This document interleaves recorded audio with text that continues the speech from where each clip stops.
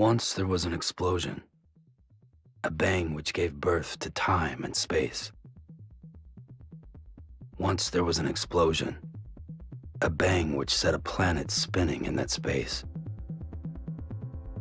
Once there was an explosion, a bang which gave rise to life as we know it. And then came the next explosion.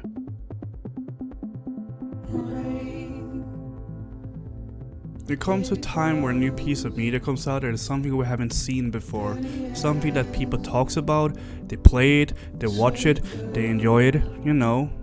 That kind of media for me was Death Stranding. I didn't like it at first because I didn't understand it.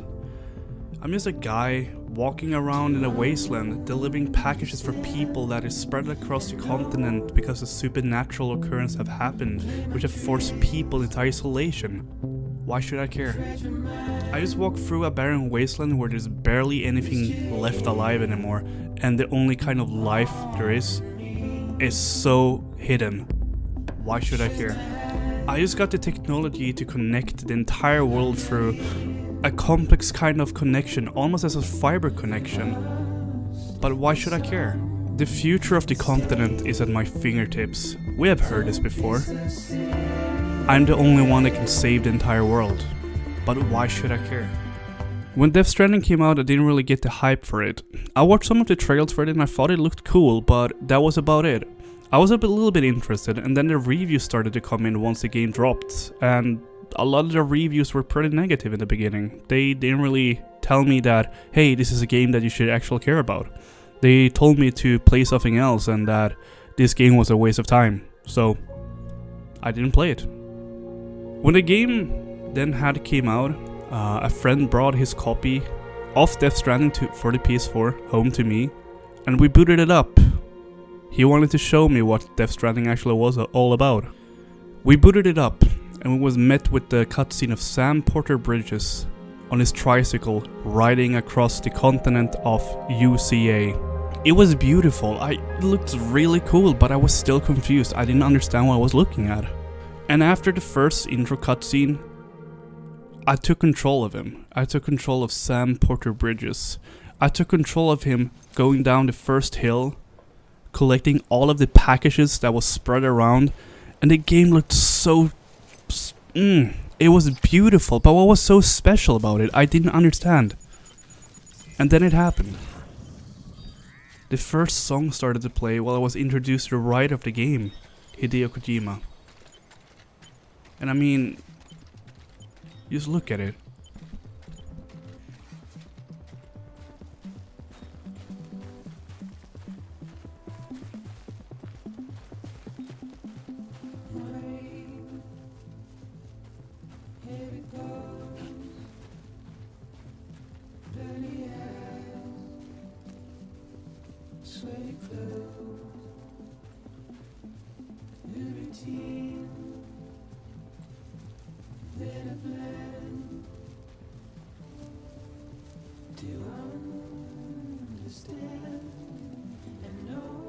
Something happened for me there. I didn't understand exactly what I was looking at, but I felt this weird sensation. This beautiful scenery followed by a song by Low Roar, a band I had never heard about until I played Death Stranding.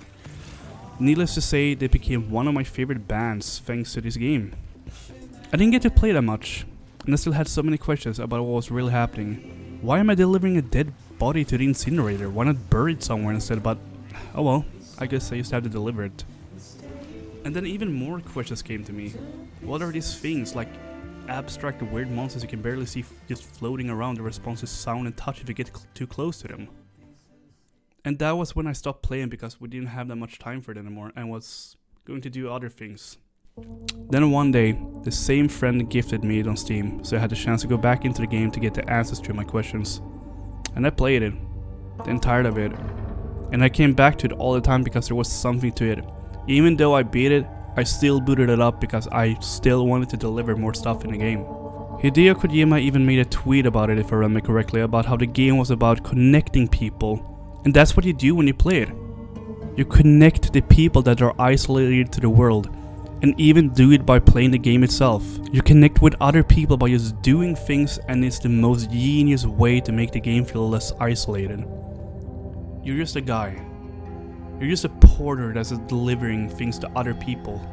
And by doing that, you're using ladders, bridges, climbing anchors, which are then used by other people in their own worlds. Death Stranding is a game about connecting people, both in the game and in the real world. And you connect with millions of people by just playing and using your items, sharing gameplay, streaming the game, and even talking about it. You can go to the same location 100 times, and every time there will be something new there. Maybe a bridge, maybe a ladder, maybe a postal box, maybe even a safe house, and that's what's so beautiful about it. Even though you're completely isolated in the game and all by yourself in the game, you can still see the effects of other portals that have been around, other players, other humans that have been here to help your next travel become much more easier. Death Stranding haunts me with how beautiful it is. It haunts me with the premise of what the game is about. It haunts me with the fact by just talking about this game, I'm connecting with people all over the world. I'm connecting with you.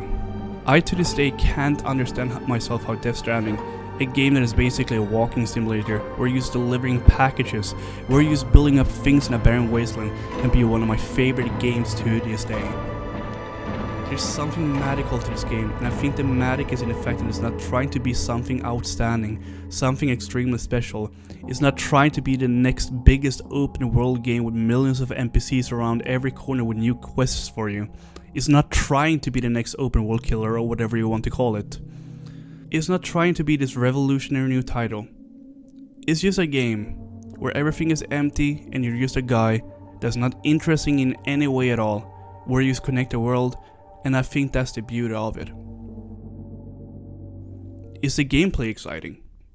Not really. You just walk from point A to point B delivering packages. Is a weapon play exciting?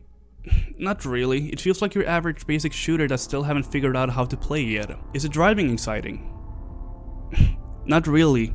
Most of the times the vehicles are just super yanking and can get stuck on the weirdest things. Is the story exciting? Kind of.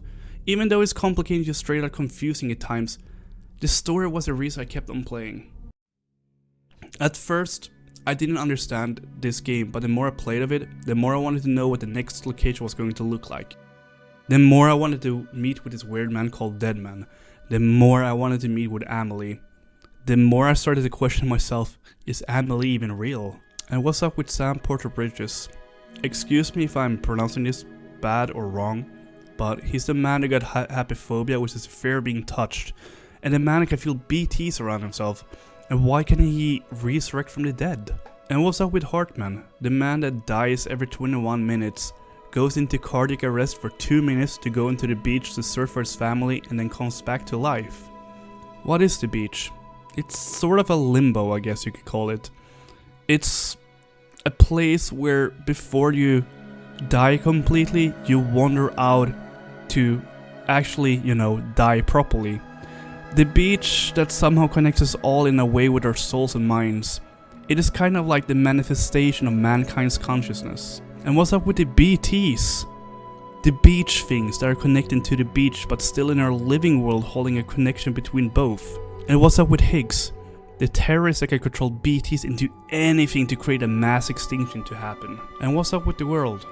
The world where dying is almost certain death for everyone else around you because you cause a void out because of the chiralium matter that your body releases. And what is a BB? The bridge baby that's a bridge between the living world and the beach that helps you see BTs and connecting yourself to memories of the baby itself. And what is the Death Stranding? The mass extinction that have caused a big void out that have killed millions of people? Why did it happen? And then, who's Cliff?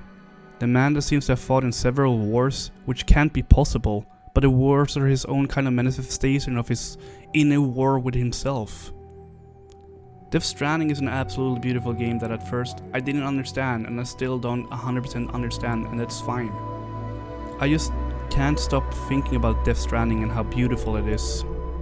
I can't stop thinking about the fact that I started to feel for Sam in the game.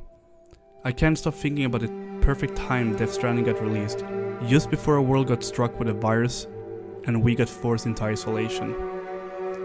I can't stop thinking about how the game makes you feel lonely with the music playing at the right times, and then just a couple seconds later show you that you're not lonely with buildings from other players all over the place. I can't stop thinking about this game connected us all, even if we never met, we're still connected. I can't stop thinking about Death Stranding.